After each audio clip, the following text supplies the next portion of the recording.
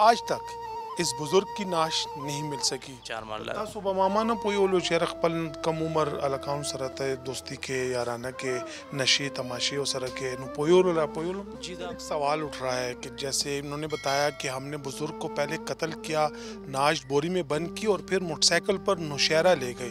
جگہ جگہ ناکے ہیں, کیوں نہیں پکڑے گئے؟ اس وقت کسی نے نہیں دیکھا ان کو؟ نو این پس مونږ دی له چې کومې ګولې ورکې دی بېهوش او مونږ مړ کړی او بورې کې بند کو او مونږ په موټرسایکل چې کوم دی د بورې لاش ته کېښو او دا مونږ نوشهره دریای کابل کې دا غورځولې. اور پھر جا کے اس بزرگ کو لے گئے اور مار کر اور نوشہرہ کے پاس دریا میں جو انہوں نے اسٹیٹمنٹ دی ہے ادھر پھینک دیا تھا.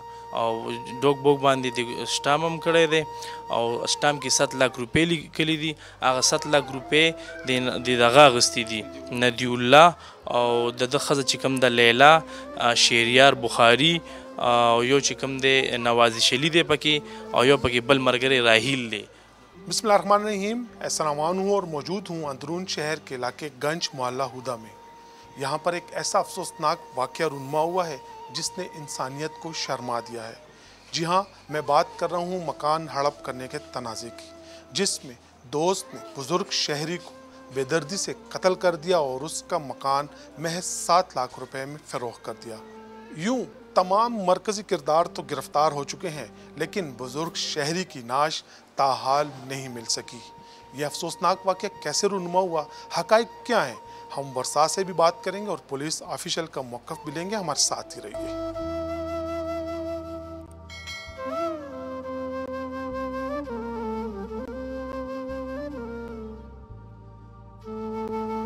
جی ناظرین, میرے کب میں آپ کو یہ گھر نظر آ رہا ہے. اسی گھر کو ہڑپ کرنے کے لیے نوجوان نے اپنے جو بزرگ اس کا دوست تھا اسے قتل کیا تھا اور پھر اس کی لاش دریا برد کی تھی.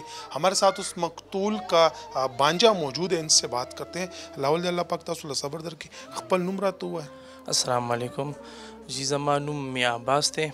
دا څه شوه, دا واقع څنګه؟ دا واقع دا شوې وه چې زما چې کوم ماما دی ریاض احمد د واده نه و کړی, غیر شادي شده و او دا کور چې کوم دی ابایي کور دی او همدلته پیدا شوي هم دي گنج محله وده کې. نو دا زموږ چې کوم ماما و دا ندی الله دی ملګری و, دې سره په ډېر وخت نه ناست پاست و. دې سره د کور کې زما یو ورور هم اوسېده محمد طیب. طیب چې کوم دی کلي کې فوتګي وشوه, هغه هلته لاړو کلي کې جمعو ته ایثار شو. کلي کې دا رواج وي که نه چې جمعو ته سړی به ایثارېږي چې کله ښار نه لاړ شي. نو دا کور کې مې ماما یوازې و ډېر وخت. نو ما دی داسې پلانینګ جوړ کړو چې دا کم قبضه ګروپ دی نوازي شلي د ندی الله لږ دا خبره وکړه چې یاره زه به تاسو ته د کور قبضه درکړم او دا دغه چې کوم دی ریاض احمد د ده نه تاسو بېغمه اوسئ, دی به تاسو له مخې له نه درځي. نو نوازي علي ورته وویل زه صحیح ده چې دې ته ما له مخې له نه راځي, بیا د نه زه دا کور اخلم. نو دی ورسره ګوتې زما ماما نه لګولې چې یاره تاله بېنظیر پیسې کوو او ډوک بوک باندې د سټام هم کړی دی او سټام کې 7 लाख روپۍ لیکلي دي. هغه 7 लाख روپۍ د دغه اخیستي دي ندی الله او د ده ښځه چې کوم د لیلا شهریار بخاري او یو چې کوم دی نوازي شلی دی پکې او یو پکې بل ملګری راحیل دی. نو دې ماما چې کوم مین ملګری و هغه ندی الله. جی جی زما د ماما سره ګرځېدو, دی به ورسره ګرځېدو. ندی الله چې کوم دی دا زما ماما ډېر وخت نه ملګری و. ستا د ماما څومره عمر؟ زما د ماما عمر تقریبا شناختی کارت مطابق 70 سال. ندی الله څومره؟ ندی الله تقریبا 30-32 سال. خو د بچو په ځای و بیا؟ جی بالکل دی د بچو په ځای او زما ماما باندې دی ډېر ګران و د ندی الله. زما ماما هلته کې سبزۍ دوکان و سبزي منډۍ کې, نو ده به سبزي هم راوړه د ندی الله لکله به یې ورکوله. د دې د بچي پې ډېر ګران و. د کور کوم ځای کې دی؟ د ندی الله د پلار کول شوتل بانډه کې دی او دا چې کله دا واقعه وشوه نو موږ پسې هلته ورغلي وو. هلته دغه اوښ کورونو چې ته غلط کارونه کوې دي, بیا سخر سره جوګنشا کې اوسېدو, سخر سره پاتې کېدو. چې بیا کله دې ته ویل چې ستا مونږ بېنظیري سپورټ پروګرام دپاره مونږ رجسټریشن کوو او سټام مې تو لیکلو 7 लाख روپۍ بیا اخیستې, هغه نه پس بیا څه؟ هغه نه پس داسې وشو چې زموږ ماما بس غیب شو, موږ مکمل لیدلی نه. موږ کلي محله کې تپوس وکړو. دا څومره موده پیله؟ دا تقریبا د روژې واقعه ده, فروری تقریبا. جی بالکل. 3 میاشتې پیله او 3 میاشتې 3-4 میاشتې پیله تاسو ورپسې ګرځېدئ؟ موږ د پسې ډېر چھانبین وکړو. کراچۍ کې زموږ رشته دار دي, هلته موږ معلوماتونه وکړو. پنډۍ کې موږ ته د نوازش ویل چې هلته دی. پنډۍ کې ورپسې موږ ګرځي محله وده گنج کې کوڅه په کوڅه وګرځي چې کوم ملګري نم ای ویل چې بس 27 فروری نه پس دې موږ د سره لیدلی نه دی. 27 فروری نه پس موږ چې کوم دی خپل ماما نه دی لیدلی. بیا هغه نه پس لکه څه پته ولګېده چې دې څنګه مړ کړی دی، چا بوتلی دی، نشې ورکړې، وسې کړې؟ مونږ چې کوم کوتوالۍ تانه کې درخواست ورکړی و مخکې مونږ ورته ویل چې یاره زموږ ماما غیب دی او زمونږ شک شبه چې کوم دی په ندی الله دی ځکه چې دی زموږ ماما سره ګرځېدو. نو ایسی چو کوتوالي فضل جان خان دی د زه داد ورکوم چې دی په هغې باندې اکشن واغشتو د دی ټیم او دا چې کوم ملزمانو دی بروک کاروایي وکړه او دی ونیول، دی نه تفتیش وکړو. نو هغوی په خپله ومنل چې او مونږ د دې کور د پیسو دپاره ستاسو ماما چې کوم دی مړ کړی دی او دی گیم کې چې کوم دی شاملو ندی الله د ده دا چې کومه ښځه د لیلا، نوازش علي، شهریار بخاري او راهیل دا پکې ملوث دا ټول آیسمار د دې خپل یو ګروپ او د نوازش غلط کار دی نوازش کړی دی چې ده دا پیسې نه ورکولې نو زما د ماما به د ایسیانو نه مړ کولو. زه غټ مجرم دی کې نوازش ټهراومه چې ته داسې غلط کار کې په غلط دغه باندې پراپرټۍ باندې پیسې ورکړي او ایسیانو ته او هغوی داسې کار وکړي چې کوم بزرګ سړی دی. ماما هم نشه کوله؟ زما ماما د ندی الله سره به چرس کل. آیس مایس خو به نه څښل؟ آیس یار د دې تقریبا دونه پته نشته خو چرس ډېر زیات بیس کل چرس.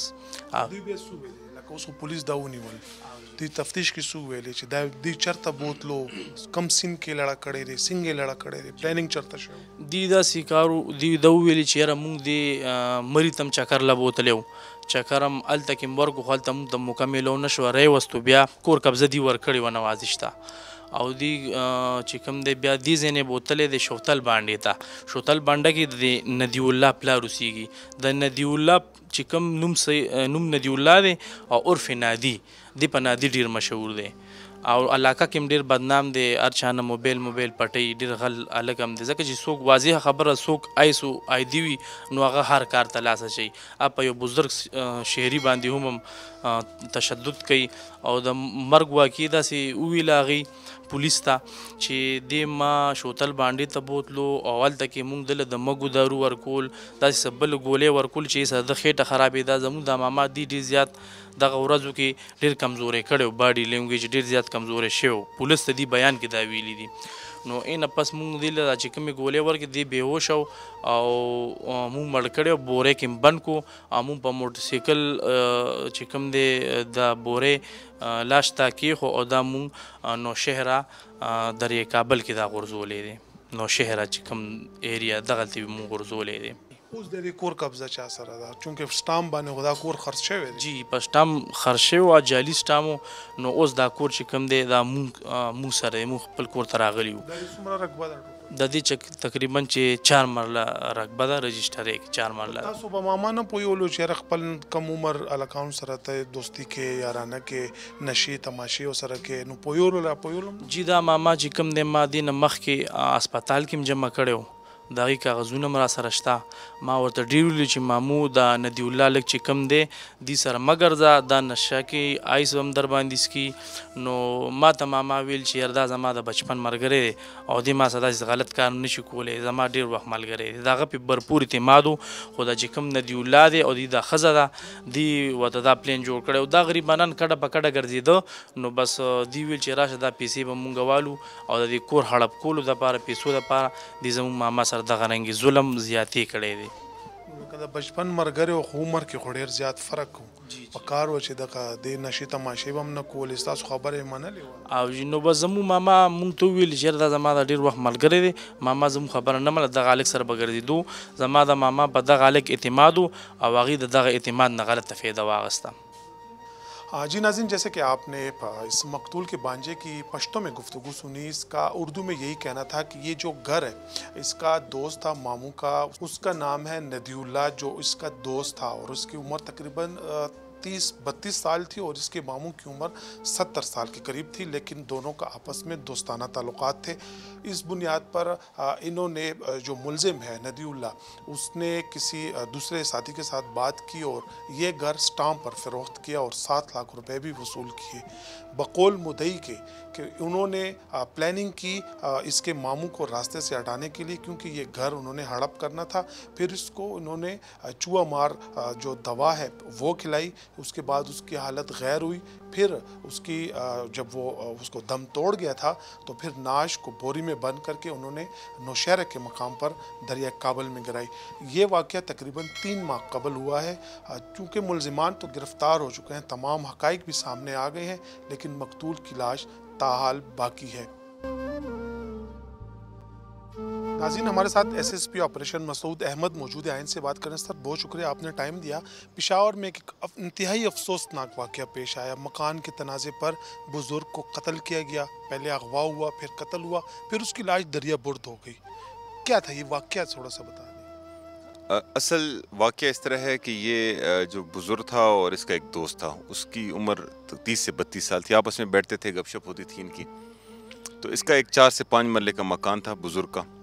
तो वो इस लड़के ने दोनों चूँकि ड्रग एडिक्ट भी थे, तो इस लड़के ने वो अपने किसी दोस्तों के यहाँ 7 लाख रुपए में स्टाम्प पर बेच दिया और फिर जाके इस बुज़ुर्ग को ले गए और मार कर और नौशहरा के पास दरिया में जो उन्होंने स्टेटमेंट दी है उधर फेंक दिया था।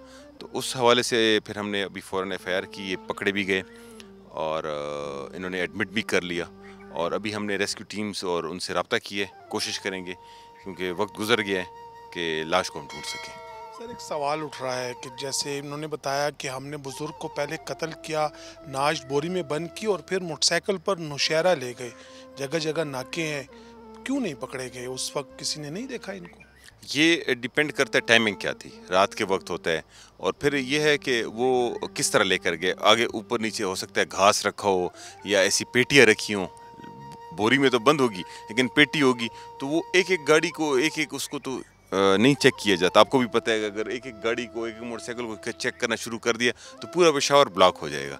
लेकिन वो तो सस्पेक्टेड गाड़ियाँ होती हैं, मोटरसाइकिल्स होते हैं जिनको रोका जाता है, उनको चेक किया जाता है। तो हो सकता है किसी ऐसे वक्त का उसने फ़ायदा उठाया हो जिसमें इसको ले गए हों। क्या आप नहीं समझते कि जो बुज़ुर्ग था उसकी उम्र 70 साल है और इसका दोस्त जो है उसकी उम्र 30 साल है, तो उसके बच्चों की जगह पे था, लेकिन दोनों मिल बैठ के नशे भी करते थे? जी, ये वो एडमिट कर रहे हैं। तो बस ये तो हर एक की अपनी अपनी एक ज़ाती ज़िंदगी है जो जिसके साथ बैठे, लेकिन फिर अल्टीमेटली उसका अंजाम भी इस तरह ही होता है। मुलजिमान में मियाँ बीवी भी शामिल है। क्या ये मेन मरकज़ी मुलजिमान है? जी हाँ, मरकज़ी मुलजिमान है। तो इन्होंने क्या बताया सर, कोई प्लानिंग कैसे की इन्होंने, फिर ये सारा ये इन्होंने कहाँ पे इन्होंने बैठे, सूरत हाल कैसी बनी? एक्चुअली वो जो लड़का था वो उसने जो है ना उसके जहन में ये प्लानिंग थी सारी, और उसने घर वालों के साथ ये सारी प्लानिंग डिस्कस कर ली थी। तो फिर उसने बेचना था, तो और वो इतना महंगा बेचा भी नहीं, 4 से 5 मरले का मकान था, टोटल 7 लाख रुपए में स्टाम्प पर बेचा और इसको बुज़ुर्ग को मार दिया। नाजरीन, आज तक इस बुज़ुर्ग की नाश नहीं मिल सकी, न कफन न जनाजा। आंखों में सवाल और दिलों में दर्द है। अगले प्रोग्राम तक इजाज़त दे और देखते रहिए जुर्म दास्तान।